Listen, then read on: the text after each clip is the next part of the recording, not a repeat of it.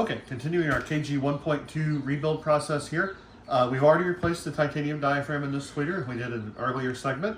Here I have the crossover that I have rebuilt. And you can see what it looks like after a rebuild.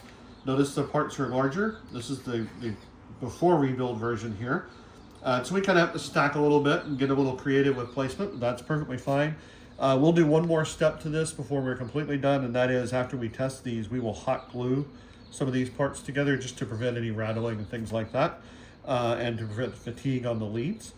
But here's the after rebuild, here's the before rebuild. Next step is to put this back in after the hot glue is done. I'm going to go ahead and do it for this video. So we're going to connect the positive lead here on the woofer, or to the tweeter, where you see the positive. We're going to plug this in. We're going to make sure that's a good tight connection. We're going to connect the negative lead to the other side. Make sure it's a good tight connection. We're going to bring this over closer so we can see better. Untangle the wires. And they're not wanting to cooperate.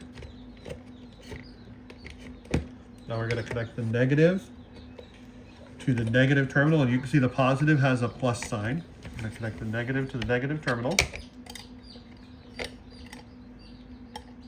You may not be able to see well through my hand here, but there's that one. And the positive to the positive terminal.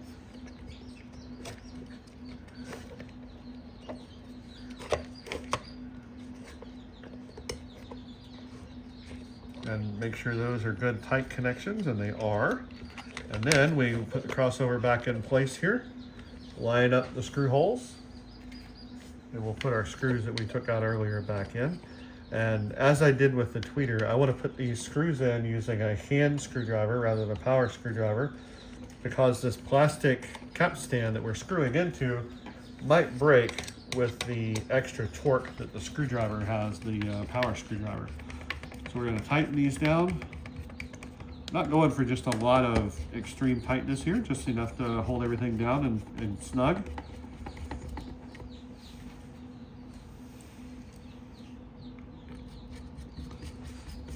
And as we turn these in, I'm kind of making a last look. Nothing's pinched together. No wires are in the wrong place. Everything looks beautiful. We'll finish tightening this screw in.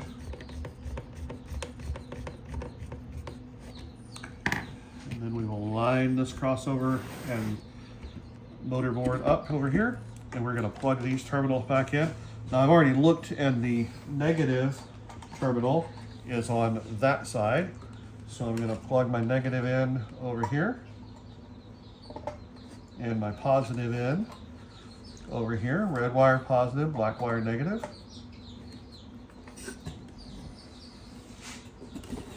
Made this pretty tight. The wire aren't extra long, and we'll stick this in. And I noticed that it looked like the best way to do this is going to be to lay this speaker down on its back carefully, and we're going to make sure our holes are lined up, and we will put our screws back in.